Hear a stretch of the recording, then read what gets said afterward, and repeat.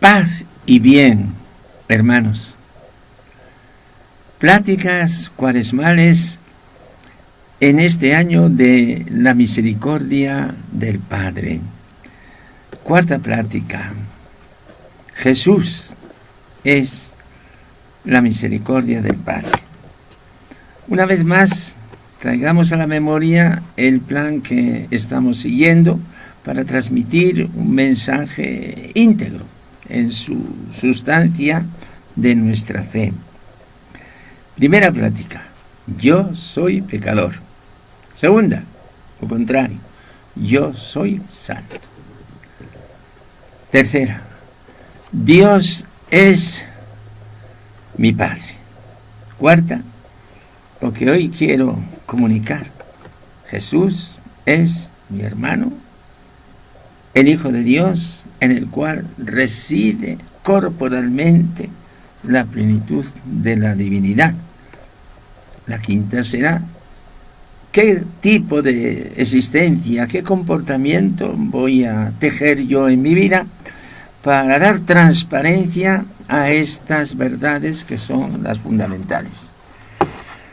Hermanos, quisiera brindarles sin afectación la mejor sonrisa o la mejor bondad en mi rostro, en lo que uno puede, para poder hablar lo menos indignamente posible de este tema, porque tratamos de reflejar a ese Jesús de nuestra fe, ese Jesús que ha fascinado nuestra vida, al cual nos hemos entregado por completo.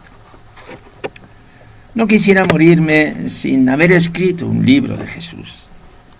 San Juan, como lo veremos luego, dice que si se fuera a escribir todo lo que Jesús hizo, pues no habría sitio en el mundo para los libros que se escribieran. Bueno, pues uno de esos libros, como una hojita del bosque, yo también quisiera entregar para decir: este ha sido el amor de mi vida, esto es lo que yo dejo en herencia a mis hermanos que me rodean. Para entender a Jesús hay que partir de Dios.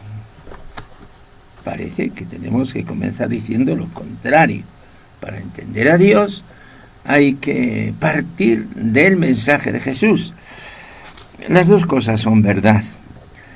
Hemos insistido en que el Dios del Antiguo Testamento es el Dios del amor.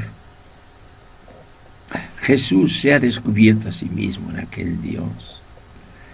Y se ha descubierto de tal manera y se ha identificado tanto con Él que al final nos ha dicho: yo soy ese Dios. Felipe, quien me ha visto a mí, ha visto al Padre. Traigamos a nuestra memoria cuál es ese Dios que nos entrega la Sagrada Escritura y que los libros de los filósofos, las inteligencias más eminentes, no han logrado captar. El Dios de nuestra fe es el Dios de la Biblia. Es el Dios vivo. Dios no es una gran construcción de pensamiento, no. Es el Dios revelado como alianza y como historia. Detrás de estas palabras, unidos íntimamente a este mensaje, está algo que no es fácil de explicar, porque apenas comenzamos a hablar parece que estamos diciendo cosas contradictorias. Que yo he dicho, no existe Dios sino como revelado al hombre. Más aún, no existe Dios sino con el hombre, porque el hombre está unido a Dios desde toda la eternidad en el pensamiento divino. Por lo tanto, si yo sé algo de Dios, lo tengo que saber como alianza de amor con el hombre, porque el hombre es consustantivo a Dios. Bueno, no quisiera meterme ahora en unas altas teologías. Podría citar a nuestro gran teólogo Duns Scoto, para la orden franciscana es Beato Duns Scoto, que tiene una frase muy célebre: Deus vult alio sabere con diligentes. Lo digo en latín. La Edad Media se explicaba la teología en latín. Dios quiere tener a otros con diligentes. Quiere tener fuera de la Trinidad a alguien que sea de la altura de la Trinidad. Eso no puede ocurrir a no ser que haya un hombre que, siendo hombre, sea Dios. Bueno, esto sería la última causa de la encarnación. No nos metemos por estos senderos teológicos de altos vuelos, pero evidentemente que la teología tiene que afrontar estos asuntos. Y va diciendo que Dios se nos entrega como alianza y como historia. En suma, que Dios es el que acompaña al hombre, Dios es el que se está entregando como amor, y este amor puede ser ternura, deleite, puede ser perdón, según la reacción del hombre. Y en conclusión, este Dios de nuestra esperanza, este Dios de nuestro premio, está tan unido a la comprensión del hombre que, una vez descubierta la última clave de interpretación de la Biblia, tenemos que decir: no se puede entender a Dios si no se entiende al hombre. No se entiende al hombre si no se entiende a Dios. Así, porque Dios es alianza. En este Dios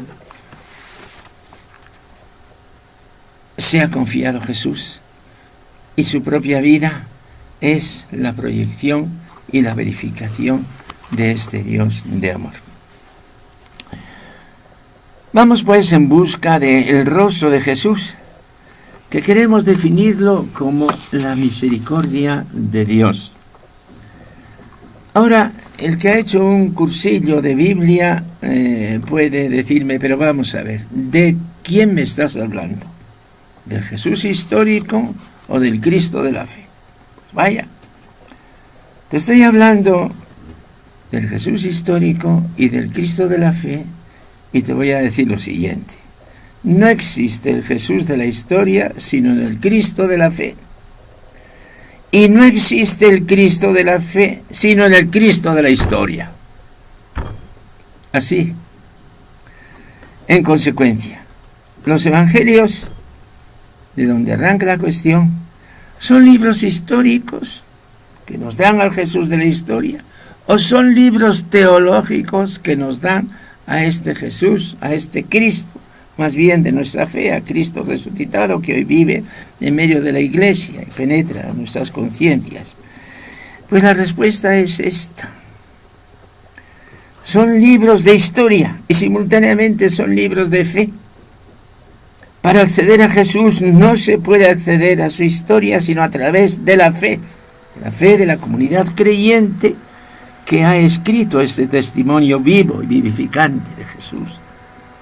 Y no se puede acceder a la fe sino por el camino de la historia. Si no se admiten las dos cosas simultáneamente, la figura de Jesús se desvanece, se volatiliza. Pues vamos a introducirnos ahora en los evangelios, los 4 evangelios que llamamos, según el orden en que han quedado en la lista oficial, el canon de las Escrituras: Mateo, Marcos, Lucas, Juan. Cada uno de los 4 evangelios es un testimonio histórico de Jesús, y no se puede decir: este es más histórico que este otro. No. Ni tampoco se puede decir: este es más teológico que el otro. No. Todos son históricos y todos son documentos de fe. Sin fe no se puede leer el Evangelio, por mucha erudición que tú tengas de la filología griega y por mucho que hayas estudiado el medio ambiente cultural de Roma, de Grecia, en el que nacen los Evangelios. Si falta fe, no hay lectura del Evangelio. Y al mismo tiempo, es verdad que los 4 Evangelios podemos dividirlos en dos grupos. Los tres primeros evangelios, Mateo, Marcos, Lucas, son llamados sinópticos. Porque si yo los pongo uno y otro en columnas, voy viendo que hay una visión panorámica y conjunta de la vida de Jesús que va siguiendo pues el mismo procedimiento. En cambio, el Evangelio de Juan no se acomoda a este Evangelio. Vamos a introducirnos con los tres primeros evangelios y vamos a preguntarnos cuál es la imagen de Jesús que ellos nos ofrecen. Hermanos, pues les estoy ofreciendo una clase de Biblia. Más que una clase de Biblia, les diría que les estoy ofreciendo una catequesis cristiana. O sea, una serie de clarificaciones que deben estar serenamente expuestas porque nuestra fe, nuestra piedad, tiene que levantarse sobre bases sólidas. En San Lucas, al principio de su obra, la obra de San Lucas, diríamos que abraza simultáneamente el Evangelio y luego los Hechos de los Apóstoles. Es un bloque muy consistente en todo el Nuevo Testamento. Pues al principio dice de esta manera. Vamos a tomarlo directamente de la Biblia.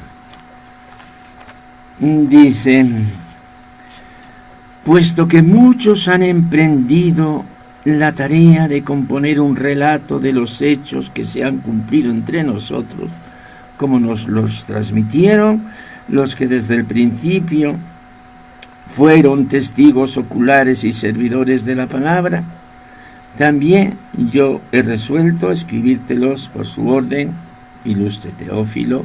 Teófilo significa amado de Dios, puede ser una especie de personificación del cristiano. Después de investigarlo todo diligentemente desde el principio, para que conozcas la solidez de las enseñanzas que has recibido. San Lucas es consciente de que él va a hacer una obra seria y documental. Esto nos lo dice, que lo puede decir Marcos, lo puede decir Mateo. De manera que el Jesús de los Evangelios va a ser un Jesús histórico. Vamos a ver cuál es la imagen que se desprende de esta secuencia de relatos que nos dan los Evangelios. Evidentemente que esto hay que hacerlo ahora pues desde una alta visión panorámica. Los Evangelios comienzan con el bautismo de Jesús. Es verdad que hay dos Evangelios que tienen relatos de la infancia. Es lo último que se escribe, al parecer, la infancia de Jesús. De manera que la infancia de Jesús no es los recuerdos de Jesús niño que va a ir creciendo. Es más bien la infancia de Jesús resucitado. Este que ha aparecido en el mundo así, tuvo su entrada de esta manera. Eso serían los evangelios de la infancia. Y desde la primera línea, pues hay que leerlos como un testimonio de Jesús resucitado. Claro que todos los evangelios tenemos que leerlos de esta manera, porque San Marcos, considerado el evangelio más primitivo, comienza de esta manera. Comienzo del evangelio de Jesucristo, Hijo de Dios. O sea, la historia que te voy a contar yo no es la historia de alguien que luego ha sido confesado como Hijo de Dios. No. Te cuento la historia del Hijo de Dios. Y si no aceptas esto, no puedes comenzar a leer la primera línea del Evangelio. Científicamente esto es así. Vamos a recuperar los momentos de la vida de Jesús. Primer momento de la vida de Jesús es el bautismo. Se bautizaron los apóstoles. Es una cuestión de una investigación aparte. ¿Qué significa que Jesús va al bautismo? Es una ficción, un buen ejemplo. Si esto fuera el bautismo de Jesús, entonces pues lo diluimos. Jesús va a bautizarse. Su bautismo es totalmente real. Pero aquí ya descubrimos algo que pertenece a su propia visión, a su propia conciencia. Jesús va a bautizarse en solidaridad con el pecador. El bautismo de Jesús es absolutamente real. Y ahora de repente viene el primer secreto. Se abren los cielos, se escucha la voz del Padre, tú eres mi Hijo amado, y el Espíritu desciende sobre él. Es verdad esto. Esto acontece en Jesús. Y ya tenemos el primer dato esencial para nuestra cristología. Jesús es el que tiene una relación tan absolutamente única con Dios que no la ha tenido Moisés, que no la ha tenido ningún profeta. Él es el que ahora se va a manifestar. Él es el Hijo de Dios. Él es el totalmente penetrado del Espíritu. Bueno. Segundo momento. Jesús va al desierto. No es así. Jesús es llevado al desierto por el Espíritu. O sea, Jesús está funcionando según esa identidad que ha sido proclamada en su propio bautismo. Tercero, Jesús, en virtud de ese mismo Espíritu, inicia su anuncio. La inauguración de su misión es la predicación del reino de Dios, como ningún profeta lo ha predicado, puesto que Jesús reconoce: el tiempo se ha cumplido, el reino irrumpe, convertíos creyendo en el Evangelio. En todo esto hay una coherencia profundísima, y todo esto nos está dando el verdadero retrato de Jesús. Ningún pintor lo pintó, quizás ni pudo ser pintado, pero aquí lo estamos viendo con los ojos de la fe. Este es Jesús.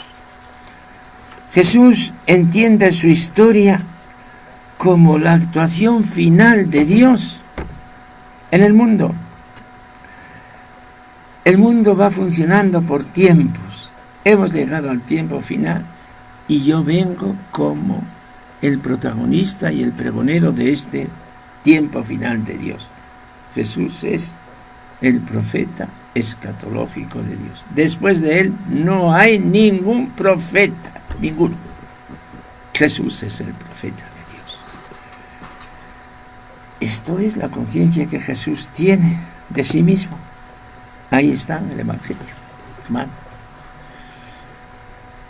Esta manifestación del reino de Dios en el final de la historia la hace Jesús de tres maneras.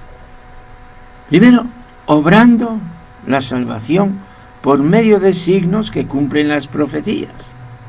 Los milagros son esta proyección de Dios que ha entrado en el mundo.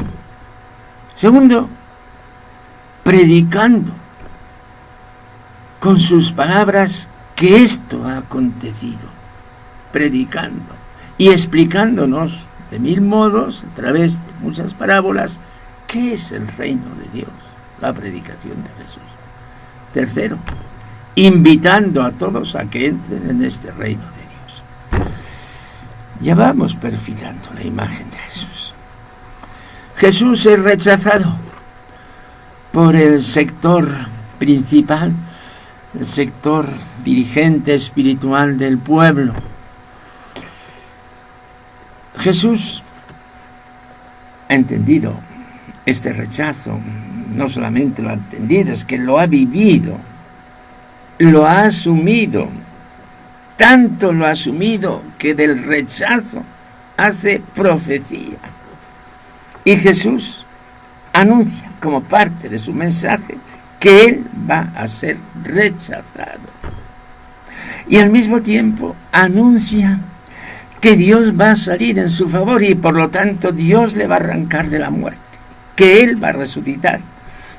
Esos dos puntos son indisolubles: el rechazo y la justificación de Dios por parte, la justificación de Jesús por parte de Dios su Padre. De manera que las profecías de la pasión y resurrección de Jesús pertenecen al mismo mensaje de Jesús. Hay otra cosa, hermanos, que Jesús anuncia que en el final de la historia Él va a ser protagonista, a la par de Dios, que Él es el dueño, el que tiene la última palabra sobre la historia. Ningún profeta se hubiese atrevido a esta locura. Los profetas vienen como enviados de Dios, pero es que Jesús, enviado de Dios, es al mismo tiempo el protagonista de este desenlace final del mundo. Entonces, hermanos, ¿quién es Jesús? Es este. Mateo y Lucas ahora nos escriben la infancia de Jesús, teniendo presente todo lo que acabo de decir. Este niño que nace es el niño que tiene este destino. Bueno, este es el plan que han ido exponiendo los evangelios sinópticos. La conclusión es patente. Jesús ha unido de tal manera su vida al Dios de la alianza y al Espíritu de la promesa, que el don de Dios al mundo no es otro que el don mismo de Jesús. Jesús es el Dios cercano, el Dios de mi fe. Es camino para Dios, es camino, pero es que es más que camino, Él mismo es Dios. Luego los concilios dirán Dios de Dios, luz de luz, Dios verdadero de Dios verdadero. Y a los evangelios te están empujando para que un día lleguen estas formulaciones. Pero el Jesús de los evangelios es este. Es este. Cuando uno se encuentra con este Jesús, entonces se postra ante Él y dice: Jesús, Señor mío y Dios mío, como tomamos. Bueno, esto es la imagen de los sinópticos. Pasemos ahora a San Juan. ¿El Jesús de San Juan va a ser otro? No. Es el mismo. Pero cada uno tenemos nuestro estilo de predicación. Tenemos nuestro modo. Fíjense, San Juan comienza el Evangelio de una manera totalmente distinta de los demás, porque se abre este libro sagrado y suena así: en el principio existía el Verbo, y el Verbo estaba junto a Dios, y el Verbo era Dios. ¿Quién es el Verbo? ¿La segunda persona de la Santísima Trinidad? No. Eso no es Jesús de Nazaret. Este es el Verbo. Por medio de Él se hizo todo. Si no existía. Por medio de Jesús de Nazaret se hizo todo. Y sin Él no se hizo nada de cuanto se ha hecho. Sigue. Vino a su casa, los suyos no lo recibieron. Y el Verbo se hizo carne y habitó entre nosotros. Y hemos contemplado su gloria como del unigénito del Padre, lleno de gracia y de verdad. Antes de que comiences a leerme el primer relato, te presento esta carta. Este es el protagonista de esta historia. Pues bueno. Y entonces, San Juan, ¿qué hace? En vez de seguir este esquema, dice: voy a seguir otro esquema. Yo voy a tomar unas escenas de la vida de Jesús y en cada escena yo te voy a representar la totalidad de Él y quizás un aspecto muy revelante. Es una semblanza de Jesús lo que hace el apóstol. Al final del Evangelio dice, muchos otros signos que no están escritos en este libro hizo Jesús a la vista de los discípulos. Estos han sido escritos para que creáis que Jesús es el Mesías, el Hijo de Dios, y para que creyendo tengáis vida en su nombre. Hay un epílogo del Evangelio, así se suele poner en las Biblias, epílogo, y este epílogo, pues, tiene también otra conclusión final, pues que es paralela a la primera. Muchas otras cosas hizo Jesús. Si se escribieran una por una, pienso que ni en el mundo entero podrían contener los libros que habría que escribir. Pues bien, San Juan dice, voy a coger una docena de escenas y a través de esto tú vas a comprender quién es Jesús. El Evangelio de San Juan tiene dos partes. Una parte narrativa, llena de discursos, y a partir de la cena. La primera parte se llama Libro de los Signos. No lo ha llamado así San Juan, lo hemos llamado nosotros, para entendernos con cierta pedagogía sobre el estilo específico. Y la otra parte, pues el Libro de la Gloria. Voy a ir recorriendo el Evangelio por escenas. Algunas, en vez de escenas, se podrían llamar signos, porque es lo más adecuado en el lenguaje, pero, en fin, para ser gráfico, no voy a hacer ahora estas distinciones. Primera escena, la elección de los discípulos. Bueno, entramos. Segunda escena, Jesús manifiesta su gloria en las bodas de Caná. ¿Qué son las bodas de Caná? No es un episodio para salir del apuro de aquellos esposos, no es un episodio para decir quién era María, si bien es un texto totalmente singular para fijar la figura de María, sino es esto. Este fue el primero de los signos que Jesús realizó en Caná de Galilea. Manifestó su gloria y sus discípulos creyeron en él. De manera que Caná de Galilea es una escena que nos dice, este es Jesús, la gloria. No ha llegado mi hora, sí ha llegado la hora. Jesús manifiesta su gloria en Caná de Galilea. Tercera escena, Jesús realiza el signo de la purificación del templo. Los otros evangelios dicen que al final de su vida, bueno, San Juan pone al principio de la vida esta purificación del templo. Yo soy el que purifica el templo. ¿Pero cómo? El templo es de Dios. ¿Qué derecho tienes tú a purificar el templo? Los discípulos no comprendieron. Después de la resurrección comprendieron. Cuarta escena. Jesús y Nicodemo.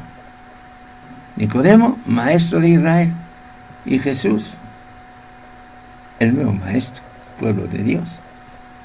Quinta escena, Jesús y la samaritana. Esto es lo que más he meditado en el Evangelio de San Juan. ¿Quién era la samaritana? De los samaritanos, esos fuera. Jesús y la samaritana, una escena realmente deliciosa. Después de este episodio, sexta escena, sexta, Jesús cura al hijo de un oficial real, un pagano. Séptima escena, Jesús cura a un paralítico allí en la piscina de Betesda. Betesda quiere decir misericordia, casa de misericordia. Y con este signo, pues un gran discurso de las obras de Jesús. Octava escena. Jesús, pan de vida, da de comer a la comunidad de Israel. Está representando a la comunidad de sus discípulos, la comunidad del mundo entero. Novena escena. Jesús, luz del mundo, cura a un ciego de nacimiento, signo de la iluminación del bautismo. Todos estamos destinados a ser iluminados por Jesús, Hijo de Dios. 10ª escena. Jesús, la resurrección y la vida, resucita a Lázaro, muerto de 4 días. Muerto de verdad. Así lo presenta el Evangelio. Última escena. Jesús, he olvidado esto en los sinópticos, es muy importante. Jesús entra como Mesías en la ciudad de Jerusalén. Todos los evangelios cuentan esta escena. Es una escena clave para decir: yo tengo esta conciencia, yo soy lo que soy y entro como Mesías en mi pueblo amado. Ahí. Y ahora comienza la pasión, pero con una característica muy especial. En San Juan, la cena, nos relata la institución de la Eucaristía, lavatorio de los pies. Entonces tenemos pues una serie de capítulos que son los diálogos de Jesús antes de despedirse de este mundo. Hay un intérprete anglicano, tiene un comentario del Evangelio de San Juan, es Charles Dodd. La primera vez que leí me impresionó muchísimo y dije: es verdad. ¿Qué dice este comentarista? La Iglesia entra en el cenáculo y los diálogos de la última cena son las conversaciones de Jesús que nos entrega a la Iglesia.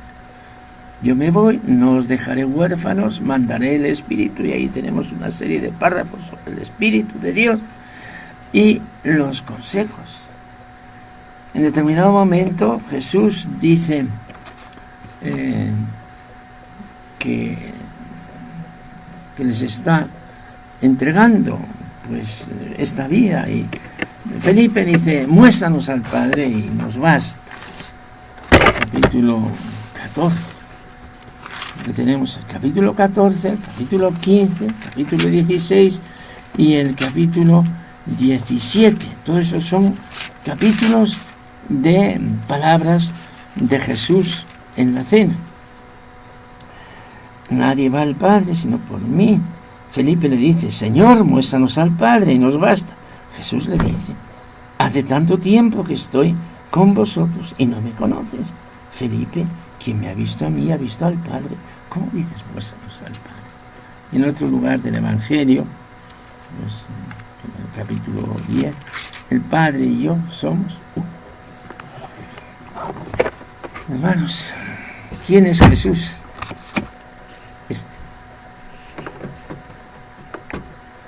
Este es Jesús. Este es Jesús. Jesús de la historia, Jesús resucitado. Este es el mismo. Pero ahora viene otra cosa. Y lo voy a decir, pues, como conclusión y remate. Estaba escribiendo estas cosas y nos toca rezar el oficio divino, el mismo día en que escribo, un texto de San León Magno. Un texto de San León Magno, pues hace 1500 años. Un texto de San León Magno, Papa. Y dice: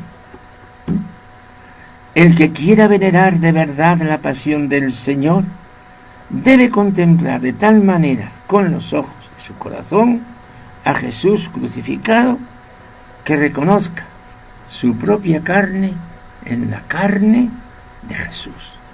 ¿Qué cosas está diciendo? Esto es mística. Naturalmente que esto es mística. ¿Qué nos está diciendo? Que yo no puedo contemplar a Jesús resucitado, a Jesús crucificado, a Jesús en la cruz, sin decir: la carne de Jesús y la mía son una. ¿Qué es esto? Jesús había dicho que era uno con el Padre. Y ahora tú dices que eres uno con Jesús. Efectivamente. Eso estoy diciendo. Ese es el Jesús de los cristianos. Y luego pues continúa todo el sermón. lo tienen en el breviario, en ese día que estoy refiriendo, que es el jueves de la cuarta semana de Cuaresma. O sea, Jesús asume nuestra condición, la hace suya, asume nuestra debilidad y nos entrega su divinidad.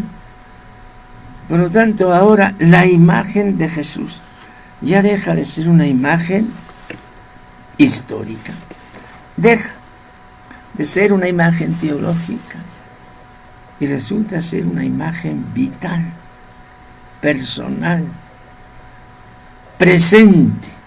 Jesús es la vida de mi vida. En la fe cristiana esto es así. Hermanos, San Pablo, San Juan, en sus cartas, dirán esto.